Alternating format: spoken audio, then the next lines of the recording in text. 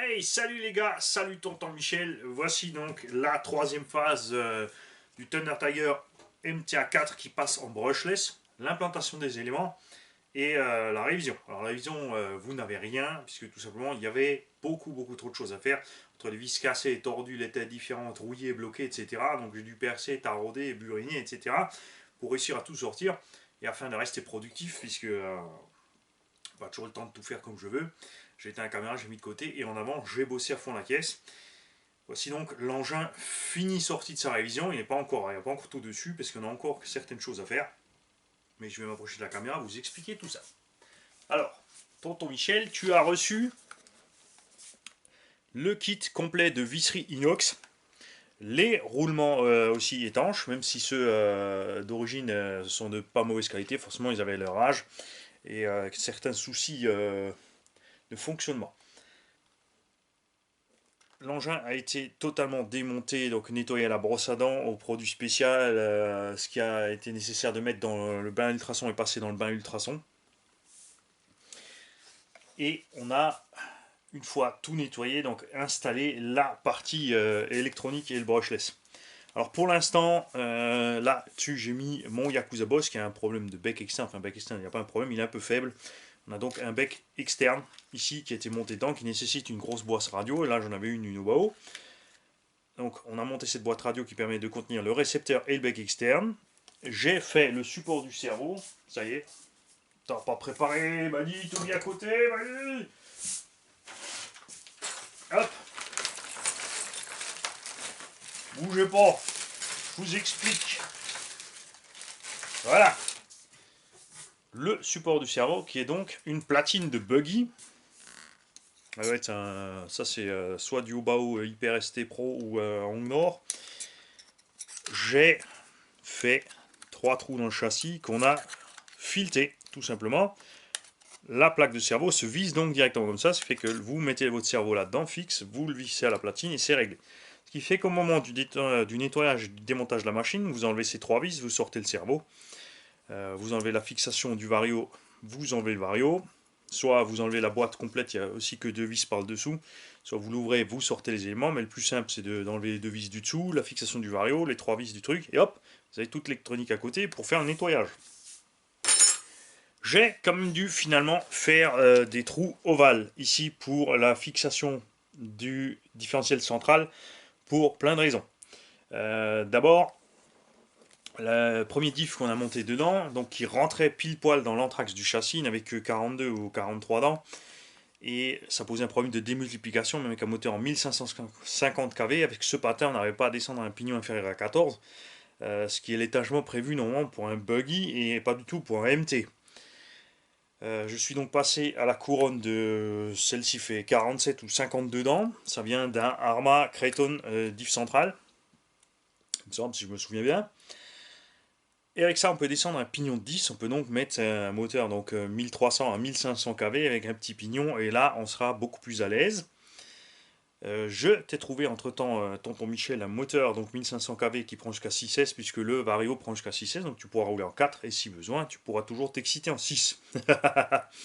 Le moteur va donc proprement ici sur l'avant, le cerveau est monté ici, et on peut donc tranquillement monter un bac lipo, enfin on peut en mettre 2 côte à côte, en fait j'en ai commandé 2, donc on peut en monter 2 côte à côte pour mettre soit 2x2S, soit 2x3S, ou mettre un bac unique avec le poids donc plus au centre, ou à l'arrière pour mettre une 4S ou une 6S, etc.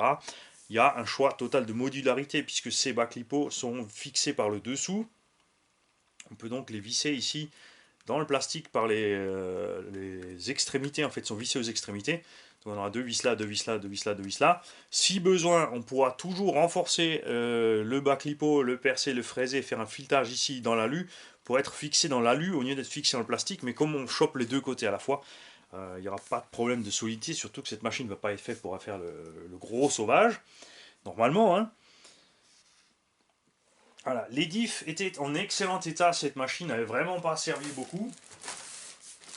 Aucune usure sur les dents, etc., les couronnes, tout ce qu'il faut. On a donc vidé tous les diffs, changé les huiles. Je t'ai mis de la, que je me souviens bien, donc de la 40 000 arrière et de la 40 000 à l'avant.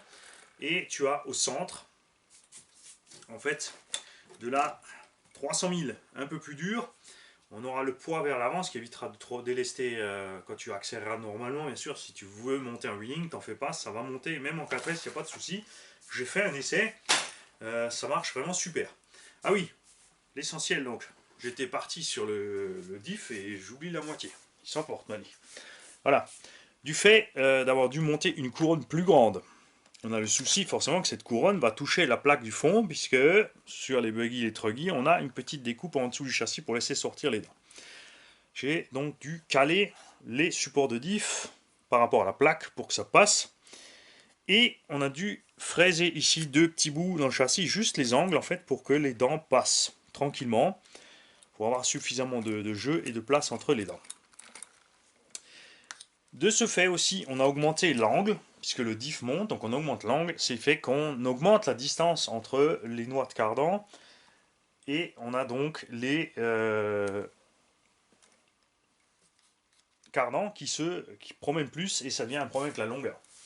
Alors au départ, j'avais utilisé une noix, enfin un cardan pour l'avant qui venait en fait d'une roue d'un Obao Hyper VS ou SS Buggy, que j'ai eu besoin, je vous expliquerai tout à l'heure dans la Hobbytech.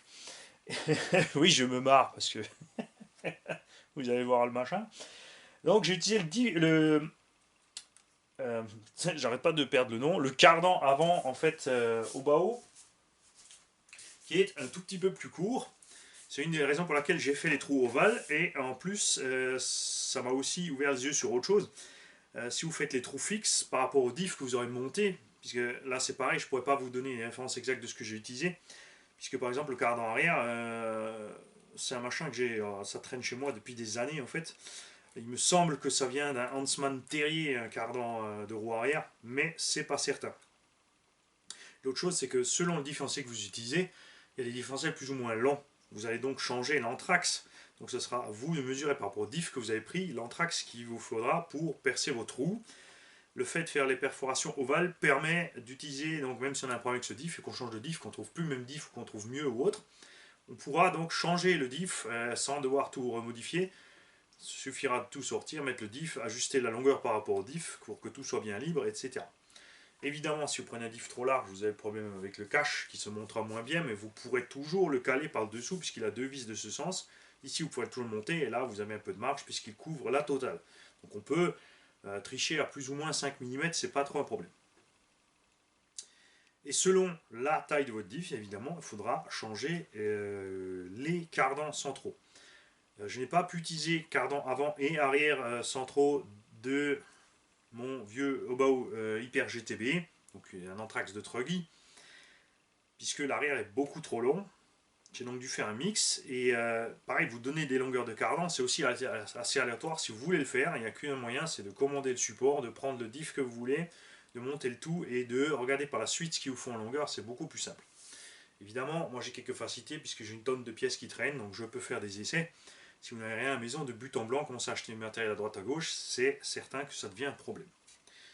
Voilà donc, support de diff entièrement réglable qui n'empêche pas d'avoir une certaine facilité quand même de démontage. J'ai gardé l'autre système, c'est-à-dire vous enlevez tout simplement les deux vis à l'arrière, les deux vis à l'avant ne sont pas réglables puisqu'elles sont sur le patin, et c'est le patin qui se règle. Ce qui fait que si on dessert uniquement les deux vis du cavalier avant, les deux arrière, on remettra le diff forcément au bon endroit, il faudra juste ajuster le cavalier arrière pour être bien droit et que tout tourne facilement.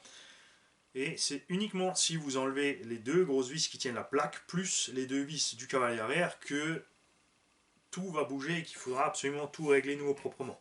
Ce qui est relativement simple quand même. Ensuite, pour la direction. Avec cette plaque, il sera nécessaire de faire le nécessaire. Ça, c'est encore du français, ça. J'avais essayé avec le cerveau monté au-dessus. Le problème, c'est que du coup, si vous mettez le cerveau en haut dedans et que vous montez cette plaque, le cerveau est trop haut. Et ensuite, le sauve-cerveau, puisqu'il y a tout le cache ici, a un problème puisqu'il va buter sur le plastique. Donc, il faut trouver un moyen de descendre le cerveau à l'intérieur du logement pour pouvoir monter le sauve-cerveau qui est monté sur ce Thunder Tiger directement sur le cerveau. Ici, vous n'avez aucun sauve-cerveau. Il y avait une option, il me semble, sur Rival ou autre. Donc, soit vous changez la direction, soit vous descendez tout simplement le montage du cerveau pour réussir à mettre votre sauve-cerveau là. Ne roulez surtout pas sans sauve-cerveau, c'est du suicide. Sinon, au pire, on découpera une partie ici du plastique pour pouvoir monter tout ça proprement. Ça, vous le verrez donc dans la phase finale, quand j'aurai récupéré le moteur et le bac lipo qui devra arriver dans les 2-3 semaines. On fera le montage final et on se penchera donc sur cette direction. Et à ce moment-là, on pourra vous faire l'essai. Même si oui, j'ai déjà fait un essai préliminaire. Et en 4S, je me suis bien marré, forcément. J'ai dû m'arrêter au bout de 10 minutes parce que j'avais pas envie de tout salir pour recommencer. Au niveau des réglages de suspension, bien sûr, comme on avait déjà tout posé dedans, on a pu simuler un peu ce que ça donne. Donc on est assez ferme. En fait, le véhicule, voilà, il se tient à peu près à cette hauteur en roulant. Et on a ça de débattement libre. Donc à peu près, on navigue à mi-hauteur. Et il devient assez ferme au centre. J'ai réglé de cette façon très simplement parce que ça lui permet une grande stabilité. Ici, on a une grande stabilité et une bonne tenue de route. Et si nécessaire dans tout terrain, il peut lever assez haut son centre pour ne pas rester accroché. On verra à l'essai final ce que ça donne, si c'est vraiment pas mal ou s'il faut assouplir ou autre. En 4S, je pense que ça devrait être pas mal comme ça. Donc je vous dis à dans 2-3 semaines pour la suite de cette machine et à bientôt pour la suite avec la Hobbytech. Salut.